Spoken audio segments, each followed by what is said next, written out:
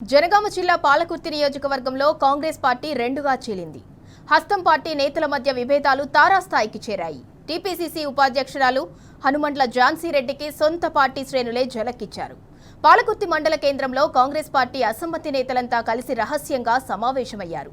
Thorrur market committee chairman Hanumandla Tirupati Reddy, Torrur PACS chairman Kakirala Hariprasad, senior నాయకులు రామసహాయం కిషోర్ రెడ్డి అసమ్మతి వర్గానికి నాయకత్వం వహిస్తున్నారు. పాలకుర్తి, కొడగండ్ల, దేవరుప్పల, పెద్దవంగర, తొర్రూరు, రాయపర్తి మండలాల్లో కాంగ్రెస్ మండల ముఖ్య నాయకులతో కలిసి రెబల్ జెండా ఎగరేశారు. వచ్చే స్థానిక సంస్థల ఎన్నికల్లో అన్ని మండలాల్లో స్వతంత్ర అభ్యర్థులను బరిలో నిలుపనున్నట్లు తెలుస్తోంది.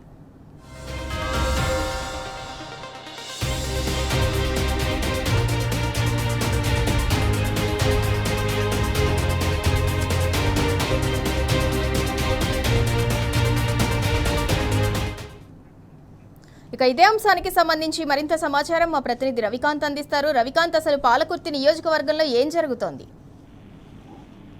పాలకుర్తి నియోజకవర్గంలో అసంతృప్తి కనిపిస్తా ఉంది. అసమ్మతి నేతలు రోడ్డెక్కి వాళ్ళంతా కూడా పంచాయతీ ఎలక్షన్స్ ముందు ఏదైతే పంచాయతీ ఎలక్షన్స్ ముందు అక్కడ ఒక రాజకీయంగా కాంగ్రెస్ పార్టీ పూర్తిగా అక్కడ ఉన్నటువంటి ఎమ్మెల్యే యశస్విని రెడ్డి, అదేవిధంగా టీపీసీసీ ఉపాధ్యక్షురాలు ఝాన్సీ రెడ్డి విధానాల పట్ల ఆగ్రహంగా ఉన్నట్టు తెలుస్తా ఉంది. పూర్తి స్థాయిలో వాళ్ళంతా కిదుక వహిస్తా ఉన్నారు. పూర్తి స్థాయిలో పంచాయతీ ఎలక్షన్స్ వచ్చే క్రమంలో వాళ్ళొక ఇండిపెండెంట్ అభ్యర్థులను నిలబెట్టేటువంటి యోచనలో ఉన్నట్లుగా మనకు స్పష్టమైనటువంటి సమాచారం అందుతుంది. ప్రధానంగా పాలకుర్తి నియోజకవర్గానికి సంబంధించి అన్ని మండలాల్లో, ఇటు పాలకుర్తి కావచ్చు, కొడకండ్ల కావచ్చు, దేవరుప్పల, రాయపర్తి, ఇలా అన్ని మండలాలకు సంబంధించి అసంతృప్తి నేతలంతా కూడా బయటపడుతున్న సందర్భం. ప్రధానంగా Torrur market committee chairman Hanumandla Tirupati రెడ్డితో ఎప్పటి నుంచి అయితే ఝాన్సీ రెడ్డికి గొడవలు మొదలయ్యాయో అప్పటి నుంచి ఒక్కొక్కరిగా ఎమ్మెల్యే కావచ్చు, టీపీసీ ఉపాధ్యక్షురాలు ఝాన్సీ రెడ్డికి దూరం అవుతున్న సందర్భం కనిపిస్తా ఉంది.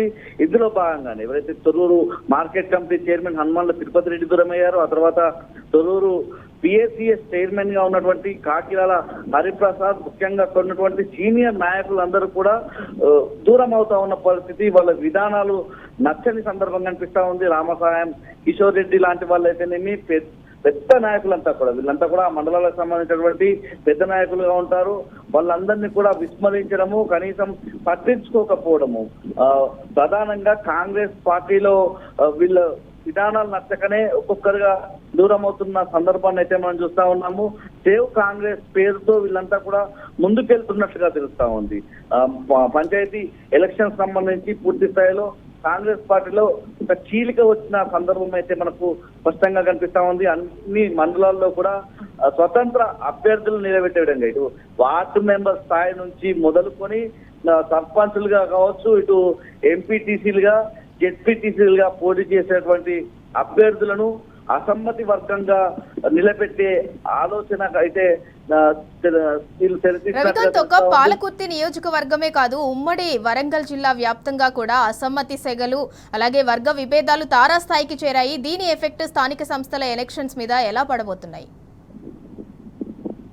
ఎక్కడికక్కడ అసమ్మతి వర్గాలైతే తయారవుతున్నాయి. వరంగల్ ఈస్ట్ లోను అదే పరిస్థితి కనిపిస్తా ఉంది. వరంగల్ పశ్చిమ నియోజకవర్గంలోనూ అదే పరిస్థితి కనిపిస్తా ఉంది. వర్ధనపేటలోనైతే బహిరంగంగానే కనిపిస్తా ఉన్న పరిస్థితి. పాలకుర్తిలో ఎప్పటికప్పుడు ఏ మండలానికి ఆ మండలం, ఏ గ్రామానికి ఆ గ్రామం వ్యతిరేకత అయితే స్పష్టంగా కనిపిస్తా ఉంది. స్టేషన్ గన్పూర్ నియోజకవర్గానికి కూడా మనం చూసినట్టయితే హరియర్ శ్రీహరికి, అక్కడ ఉన్నటువంటి సింగాపురం ఇందిర నియోజకవర్గాన్ని ఇన్ఛార్జ్ గా ఉన్నటువంటి సింగాపురం ఇందిరకు ఈ రెండు వర్గాల మధ్య విభేదాలు స్పష్టంగా కనిపిస్తా ఉన్నాయి. అక్కడ రెండు కాంగ్రెస్ పార్టీకి సంబంధించినటువంటి వర్గాలు చీలిపోయి స్పష్టంగా కనిపిస్తా ఉన్నాయి. ప్రధానంగా జనగామలోను ఏదైతే ఎమ్మెల్యేగా పల్లరాజరెడ్డి బీఆర్ఎస్ నుంచి గెలుపొందిన క్రమంలో అక్కడ ఉన్నటువంటి జిల్లా పార్టీ అధ్యక్షుడు కొమ్మూరు ప్రతాప్ రెడ్డి అయితేనేమి, ఇతర నాయకులకు సంబంధించి జిఎంఆర్ఎఫ్ చెక్కులే కావచ్చు, ఇతరత్ర ప్రభుత్వ కార్యక్రమాలకు సంబంధించినటువంటి చెక్కుల పంపిణీ, అందులో ఉన్నటువంటి మామూలు వస్తువుల విషయంలో వీళ్ళ మధ్య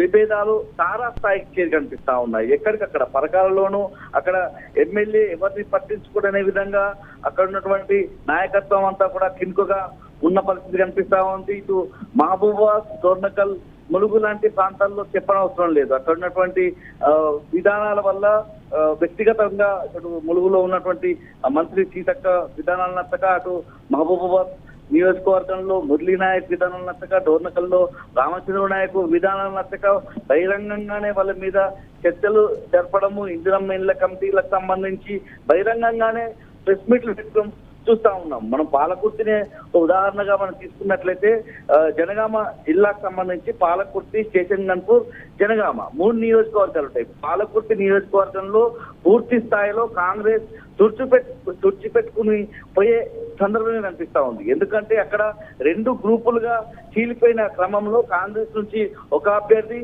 ఈ అసమ్మతి కాంగ్రెస్ నుంచి మరో అభ్యర్థి నిలబడే క్రమంలో పూర్తిగా కాంగ్రెస్ పార్టీకి సంబంధించిన అభ్యర్థులు ఎక్కడా కూడా గెలిచే అవకాశం కనిపించలేదు.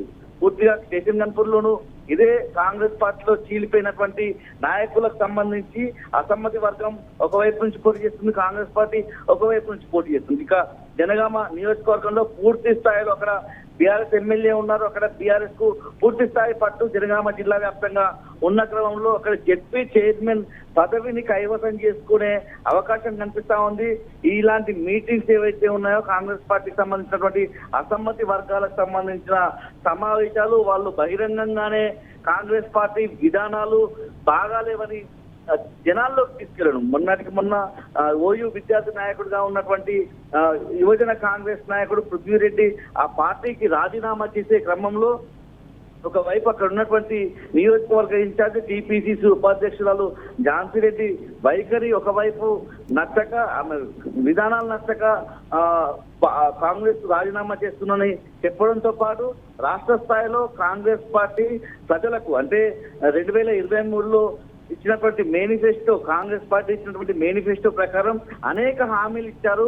ఇందులో ఏ ఒక్కటైనా అమలైందా అనే విధంగా అతని రాజీనామా లేఖ చూస్తే అర్థమవుతా ఉంది. పూర్తి స్థాయిలో ఇలాంటి అసంతృప్తులు గ్రామాల స్థాయిలో, అంటే గ్రామాల్లో గతంలో బీఆర్ఎస్ హయాంలో వైకుంఠ ధామాలు అయితేనేమి, అక్కడ ఉన్నటువంటి చెత్త, తడి చెత్త, పొడి చెత్త వేరు చేసేటువంటి విధానం అయితేనేమి, ఆ చెత్తను ఎప్పటికప్పుడు తరలించే విధానం, ఆ కాలువలను పరిశుభ్రపరిచే విధానము, గ్రామాలు ఇవాళ తెలంగాణకు సంబంధించినటువంటి గ్రామాలు దేశానికి పట్టుగొమ్మలుగా మారి ఆదర్శంగా మారేటువంటి సందర్భం చూసాము. ఇవాళ అధ్వానంగా అస్తవ్యస్తంగా గ్రామ పంచాయతీలు మారిపోయిన పరిస్థితి. గ్రామ పంచాయతీలకు సంబంధించినటువంటి కార్యదర్శులే ట్రాక్టర్లు డీజిల్ పట్టించడం అయితేనేమి, ఇతరత్ర ఏ పనులు చేయాలన్నా గ్రామ కార్యదర్శుల మీదే ఆధారపడాల్సిన పరిస్థితి.